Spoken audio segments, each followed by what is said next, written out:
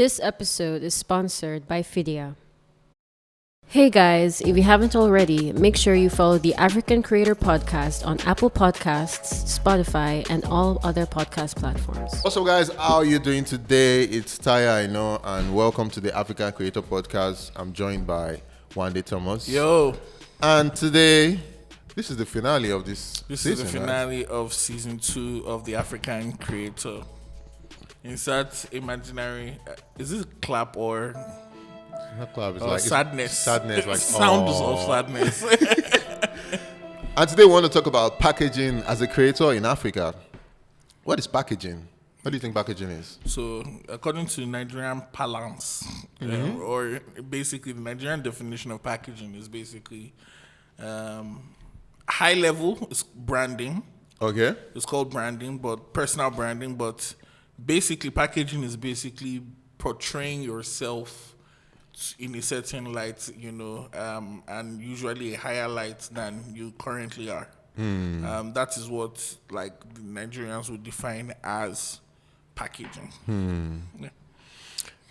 Well, yeah, I think you're right, and also, I think packaging is also trying to define the perception people have of you, of trying to build this perception, a specific type of perception people have of you. But I think you say high level, it's called branding. Yeah. Maybe it's more or less the same thing. I think so. It's more or less the same thing. I think,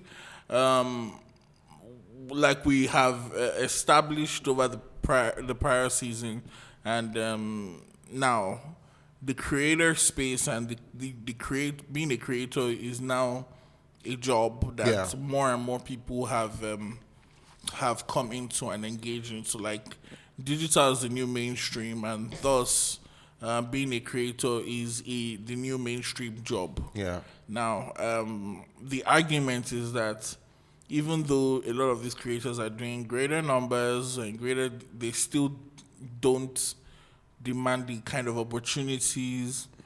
And even when they get those opportunities, they don't still get the amount of money for those opportunities. And so people from older traditional forms of media and creation still demand, a higher amount due to prestige, due to reputation and play. And so that's why we're talking about this today. It's like, is there a way to bridge the gap between how we as creators are being perceived, and can that way, have an effect on the value that we receive as creators? All right, guys, we interrupt this podcast to tell you about the sponsors of this episode. And if you don't already know who it is, then have you been watching the episode? It's Fidia. Fidia is back. And basically, Fidia is this monetization tool for African creators, specifically created for African creators. We know the problems we face with payments for our creative endeavors across the world, and Africa is just not considered. Well, no longer is that the case. Fidia is here with a lot of solutions, and one of the new solutions they have that I'm very interested in is transfers. You know how I like money. I believe that with Fidia, it not only enables fans to support, but it enables creators to support other creators, right? So basically, creators are fans of other creators as well, and that way you can make a transfer of funds from one creator to another. Yeah, so it's just like if you were, if you had a friend, or if you had somebody who really loved what you were doing, who is also a creator, maybe like him, like one day, I can easily use my Fidia to send you. No, you will be the one sending me money. No, I make more content. Yeah, but I need more money. So you need more. How do you need more money? One of the problems we've had so far with creating in Africa is monetization. Most of the time, you can't always just wait on what the platform is going to give you, what YouTube is going to give you, or TikTok is going to give you.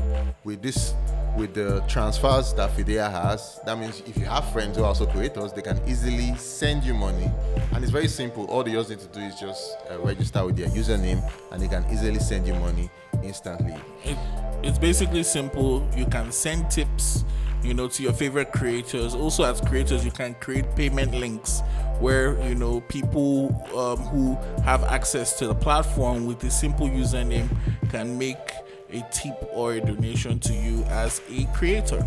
And I think also another cool part is you can add the Fidia username to your social media or share your payment links with your fans so that they can send you tips or donations. You can also send tips directly to your favorite creator from your Fidia wallet.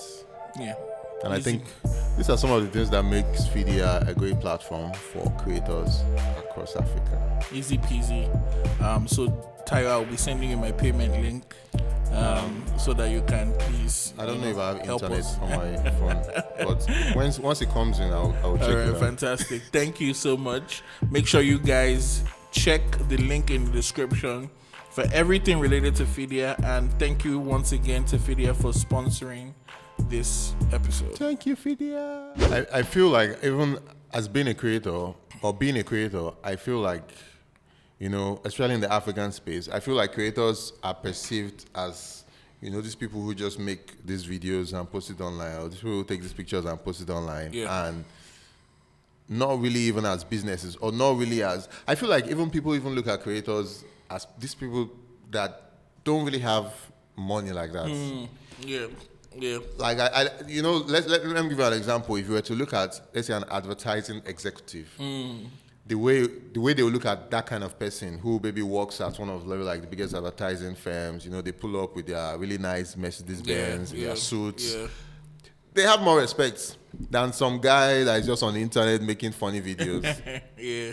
But I feel like we're moving into a stage as the creator economy keeps expanding, where this guy is that guy that you're looking at online that's just making those funny videos would probably be pulling in more numbers, more funds than somebody who is working as an advertising executive. But it might not look that way, and because it doesn't look a certain way, doesn't drive a certain car, doesn't wear a certain type of designer, will I call it like the respect value is like lower?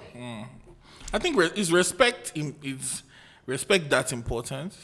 I mean, I feel it's important. It is very important, but then again, it's okay. So I would use an analogy, right, of like Zuckerberg, for example, and how he dresses. Zuckerberg is different. Yeah, that's what I'm saying. He's very different because obviously there's almost a self-assuredness. Yeah, because people are on his platform every day. Yeah, exactly. He doesn't have the pressure of dressing a certain way to please anybody. But somebody who is, not rich cannot do the same thing. Yeah. Right? So Zuckerberg can pull up to this meeting in a t-shirt and jeans. Yeah. You are coming to a meeting, you cannot be afforded. And I know it's. I think what we're trying to say now is like, how do we balance the line between being authentic and then portraying the best version of yourself that you can be, in order to bridge that gap. I think we live in Africa and we have to be very realistic. Yeah, true. The perception is still a lot of money. Advertising money, sponsorship money is still being controlled by an older demographic. Yeah. Who are mostly used to business being conducted in a certain way. Yeah. So these are people who basically, have worked in companies for 40 years and have worn a suit every single day. Yeah. For those 40 years. Yeah. These are people who are used to going into business meetings with people who, are portrayed in a certain way, drive a certain car. I remember, basically speaking to someone who kind of was telling me the importance of like driving a good car. Yeah. And it's a vanity metric, but then it's a vanity metric that matters sometimes because it's like if you're driving into this meeting with a G-Wagon or Prado or whatever, the way you are being responded to is different. It's a bit different. Not only from this respect side, but just from security. That this guy's driving a G-Wagon, so he's least likely to run away with our money when we give him, or he's more likely to be trusted with this 20 million, 30 million, 50 million project, as opposed to somebody who comes into the meeting and is like, hey, wait, please let me book my Uber. And and I feel like it has. So that's the truth. Because at the end of the day, perception is reality. Yeah. And that's a fact for like across the world. How you address is how you be addressed. How people see you is basically how they perceive you. Whatever you wear, the world is a material place at the end of the day. And I feel that also affects, like, if you look at let's even look at the content space in Nigeria. Many of the people who have been making this content for like a long period of time, you don't really see a lot of people saying, you don't really see a lot of people really living, like the actual creators, not somebody who's an actor. Yeah. Actual creators, you don't really see them living this luxury, lavish lifestyle. Yeah. And I feel like because we don't have that, sometimes it makes creators lowball. It makes brands lowball creators because they feel like, this guy came here in an Uber. How much does he have? Yeah. Just living this up. And I've also personally had not really a problem with that, but like it's like a thought that has been in my head that does creating a certain perception of yourself, does it really lead to more money in your bank account? Does it really lead to more respect? Does it lead to you being able to charge brands more? Because now they have this perception of you that, this guy is a rich guy, so we can't call this small amount of money for him. So it's like adding the skill on one side. Okay, yes, we know you know how to do what you can do, but how are you being perceived? And I don't know. It has been a thing where I've even asked a lot of entrepreneurs too. I've interviewed a lot of entrepreneurs and I asked them, does the way you actually are, does it lead to how like people perceive you, and does it lead to you eventually closing up more deals that maybe at a higher amount of money than if you had less? I think absolutely yes. I'm going to use myself as a personal example, right? And this is not from the aspect of like packaging or branding, right? I think sometimes it might not even be an issue of packaging. It might just be who you are, but then you're a private person. And if you are in a particular space, you might need to be a bit more public, right? So there is you being at point A and portraying yourself to be at point B, but there's you being at point B, but there's a wall, and you might have to lower that wall a little bit so that people can understand the kind of value you bring. I know a lot of people. I have a friend who, she works in the event space, and she's creatively directed and produced like a lot of major events, but she doesn't post it on her socials. And I'm like, people will lowball you. Yeah. Because they don't know that you've worked with certain brands. And they don't know you're the one behind some of all these projects. Exactly. And that's kind of my personal example where at some point in my social media journey, and like I said, I don't have followers. I'm not, this social media. Follow me on Instagram and Twitter at Wande Thomas. But that's neither here or there. But yeah, basically it got to a point where I had to now, like, at some point my page was private. Yeah. Why? Why are you private? Are you blown? Like, it's not blown. Exactly. So I had to remove that. I had to post, a bit more about my opinions and thoughts on things. Yeah. And I can tell you personally that I've gotten a lot of jobs and opportunities and speaking engagements because of my opinions on things on social media. So it might not be the vanity metric thing. Like I said, I'm not a creator in the conventional sense of the word. I'm more of a behind the scenes person. And so I might not be called to come and act in this thing or feature in this thing or sponsored, be sponsored by this brand. But I need to attract those things to my business and my media products and my company. And the only way I can do that is, so I would say, packaging my brain.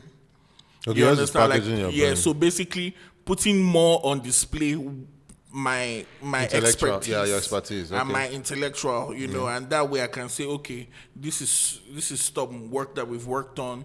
This is my opinion about things. At some point I started writing more articles, started getting invited to write articles and everything, and going for speaking engagements and all of that. I got called to do a TEDx a bit ago, so it's like, yes, please clap for me. But yeah, I had to be intentional about it because, like I said, nobody's going to come to your house and say, we know your skills, please. Like, you have to put something, you have to give some people something to bite.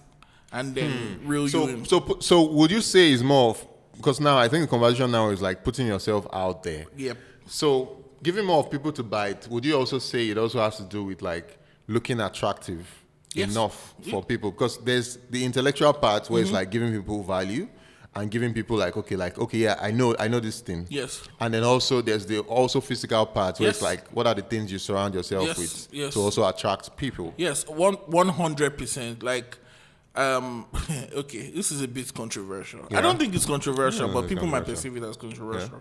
I think a lot of women would admit to you that the reason they've gotten a lot of opportunities is because how they presented themselves, right?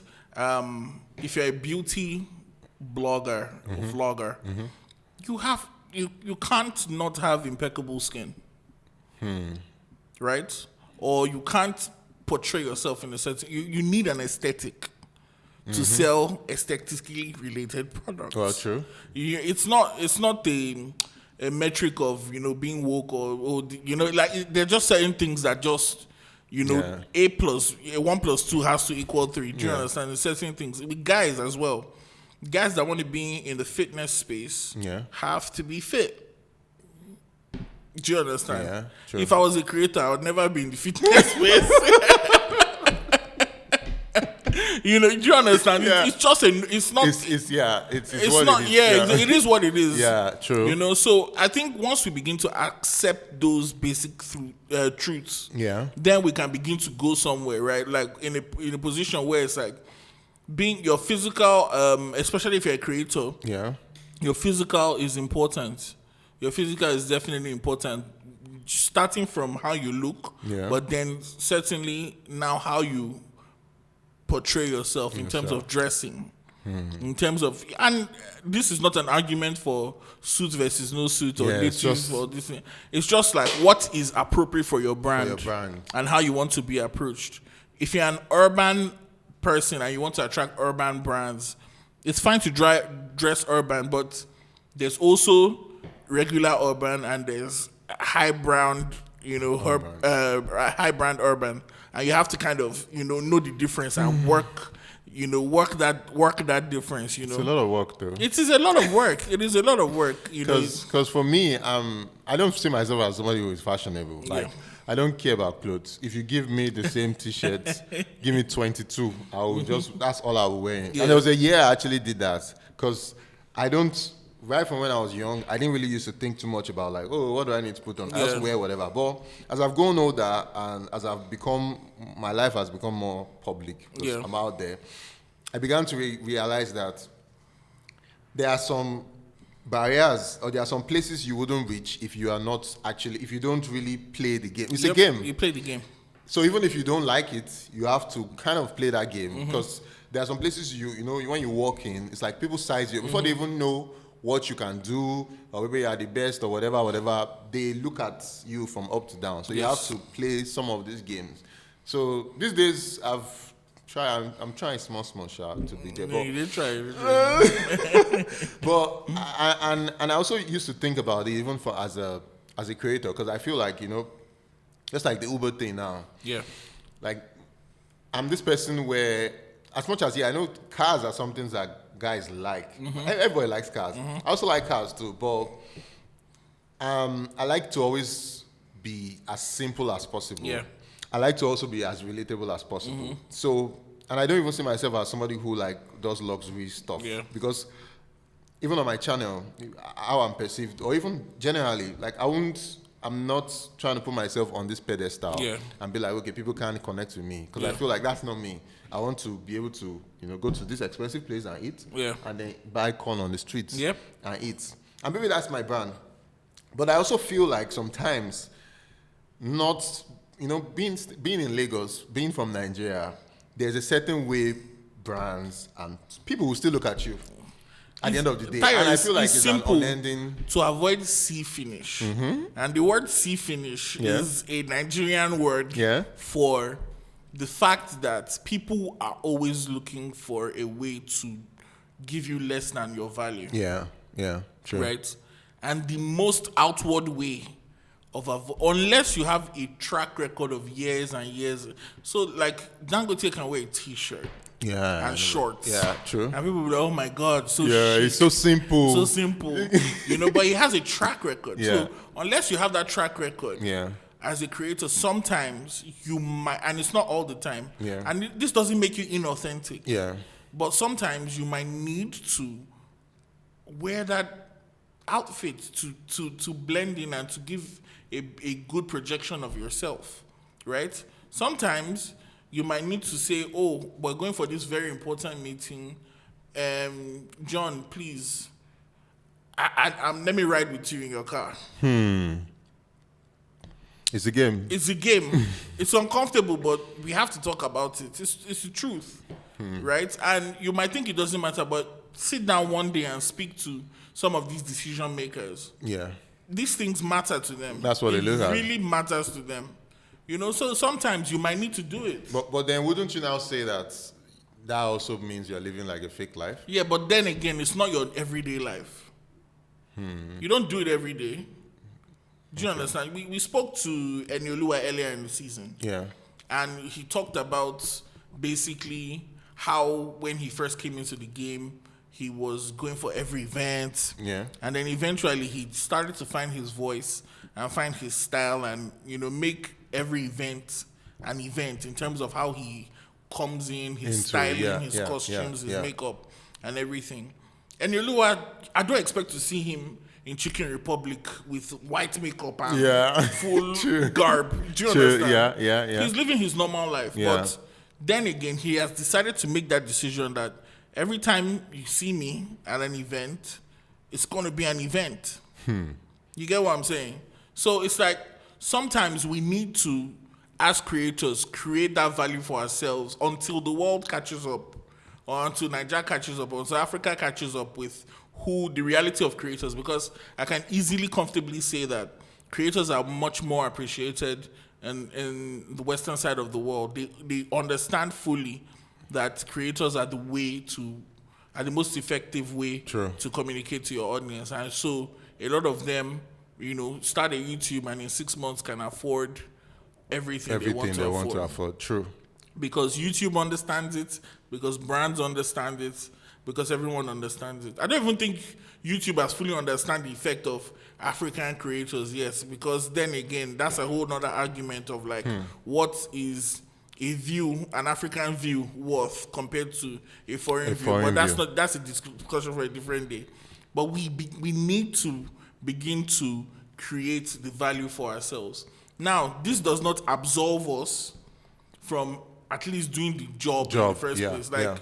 You cannot be an average creator and say, I could just package and get to the bag. No, you have to excel at what you're doing. Yeah. But then again, what we're talking about is those little margins that push us over the top.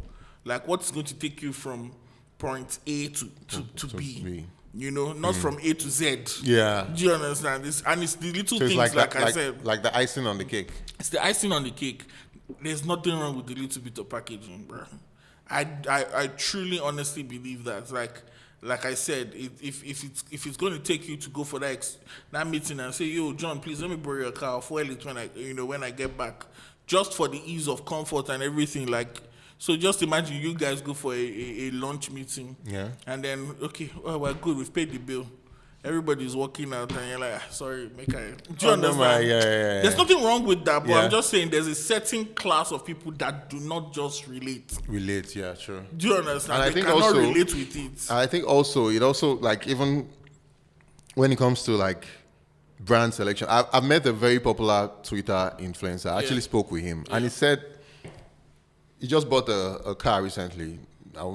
People will probably know him, but he bought a car recently. I won't say the brand of the car, but it's a very expensive luxury vehicle. Car.